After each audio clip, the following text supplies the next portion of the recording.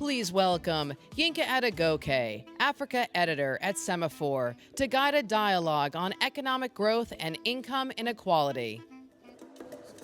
I'll go first. And you're in the middle.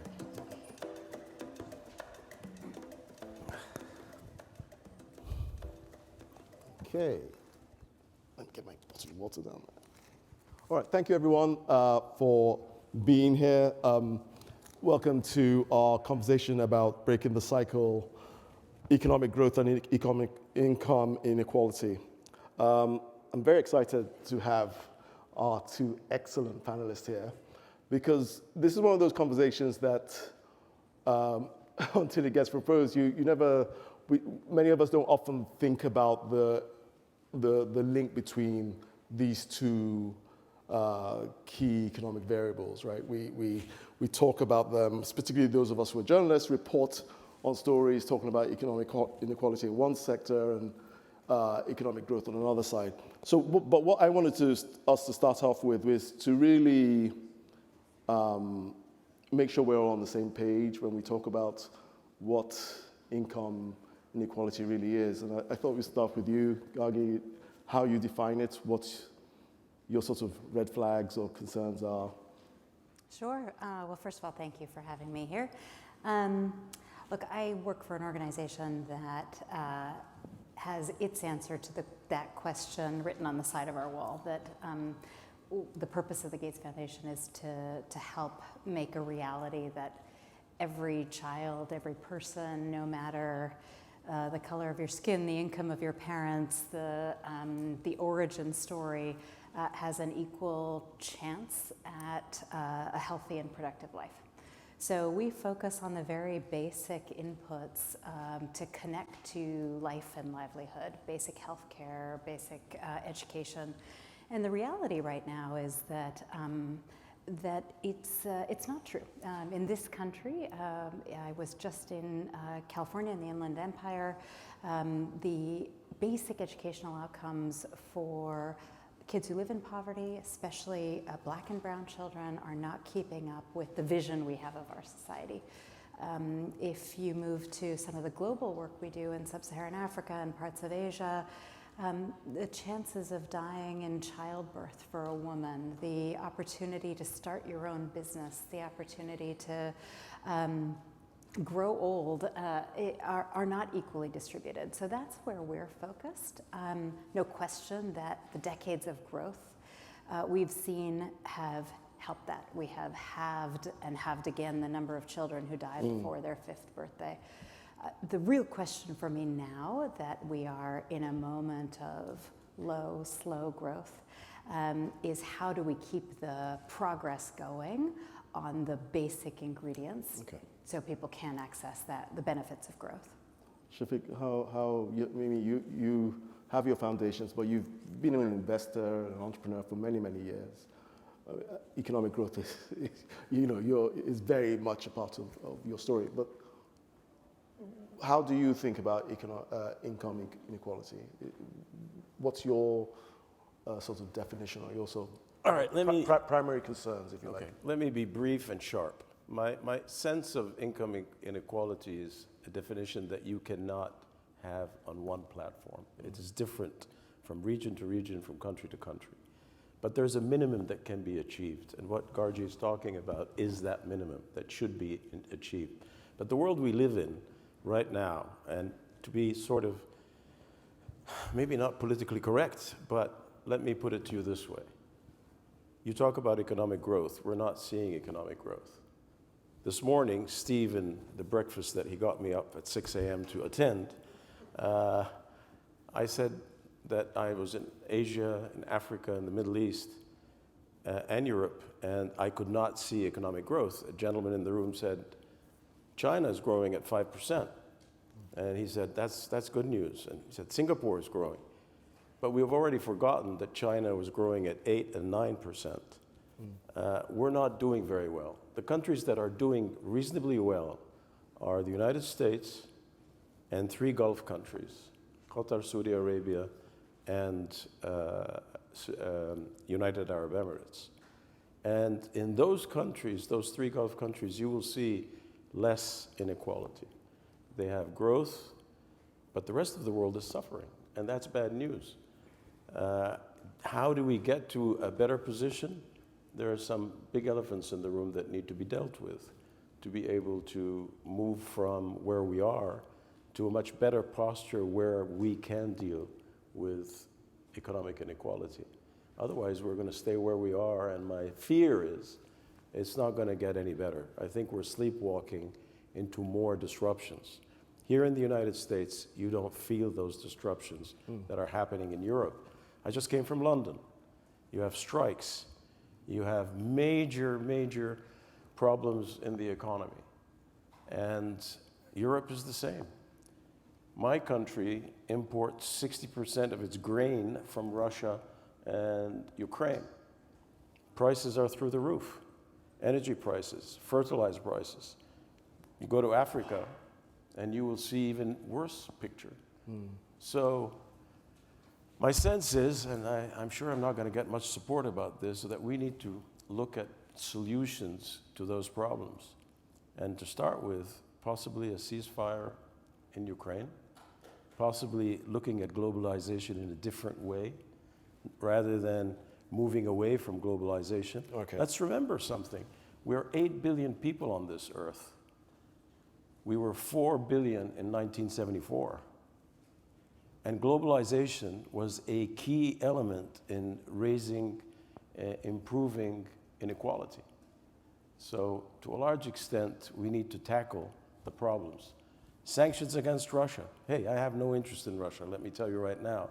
But they're not only hurting Russia, they're hurting a lot of economies around the world. No, this is true. I mean, are we saying, not just yourself, Shafik, but are we saying that, hey, if the economy starts to grow a bit quicker, everything's fine, inequality starts to reduce? I mean, Gargee, you seem to be doubtful about that very simplistic.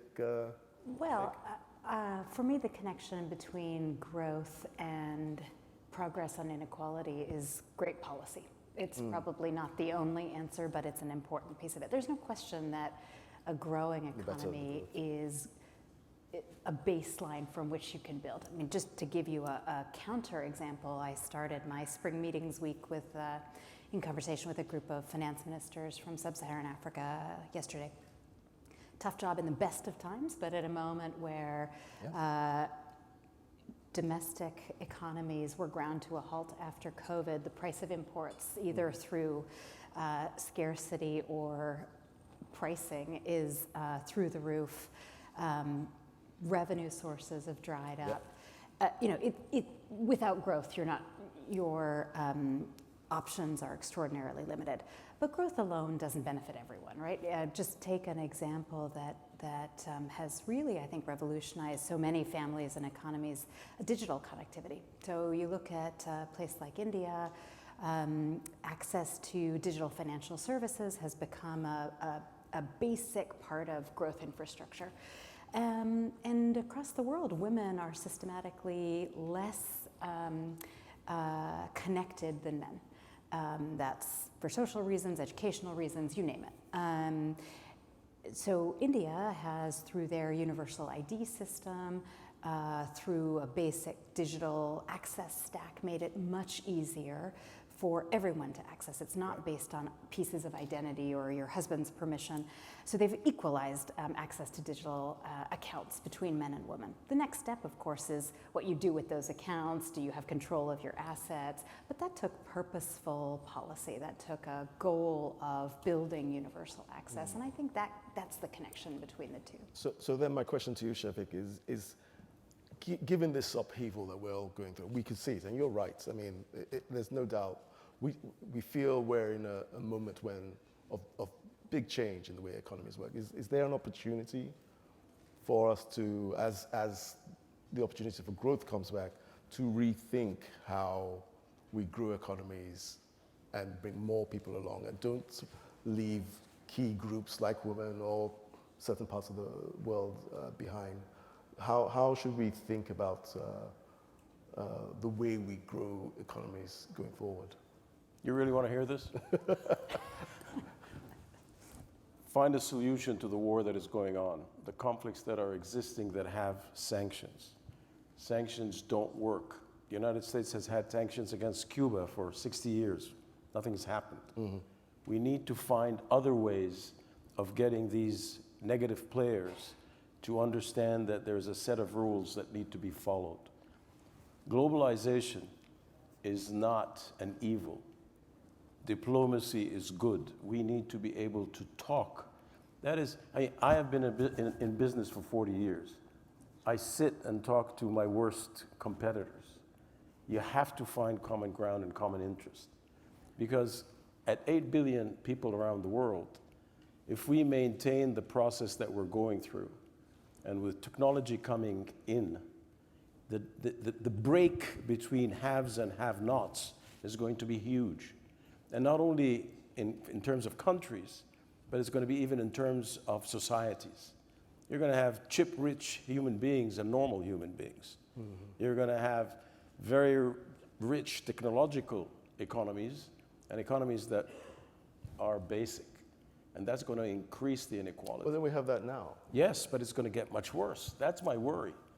My honest worry is when I go to Sri Lanka, when I go to countries around the world and see how that inequality is increasing, I'll give you an example right now. I'm not American, but I love this country. The United States has a unique opportunity today. I mean, the United States has spent trillions of dollars at war.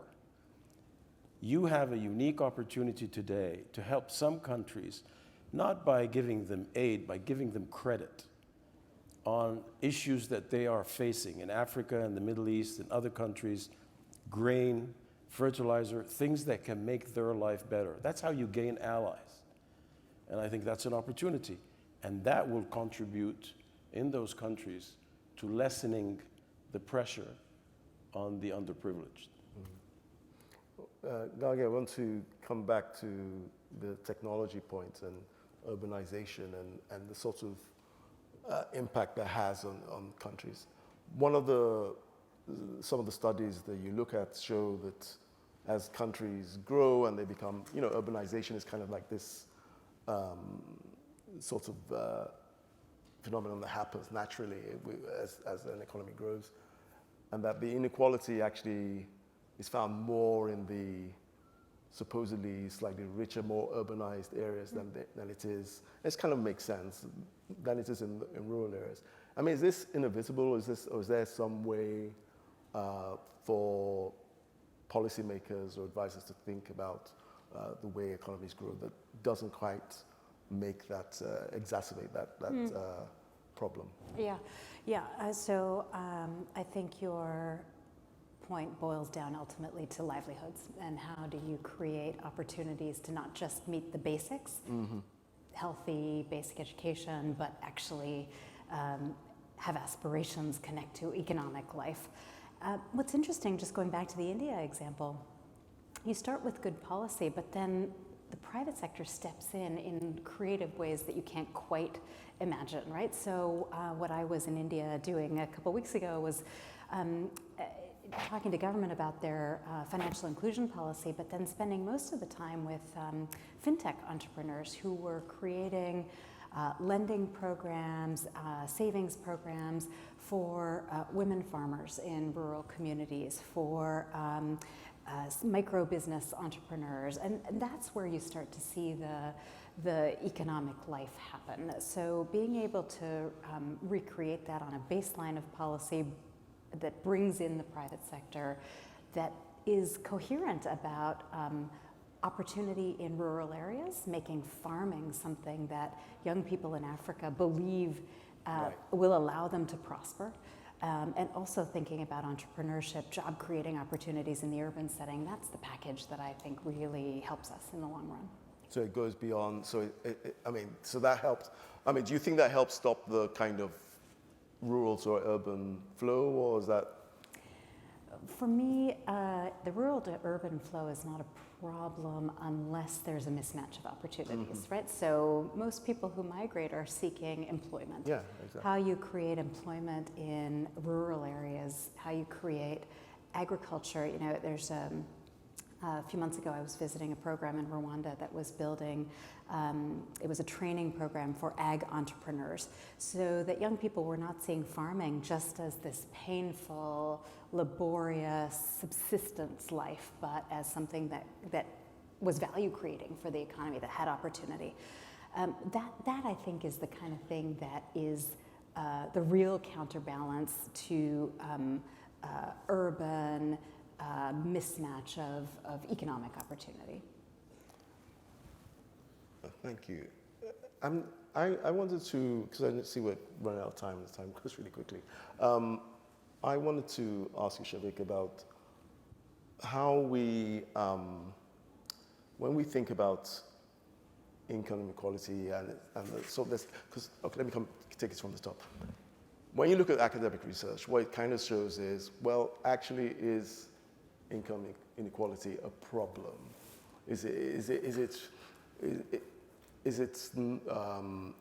Economic growth is worth it?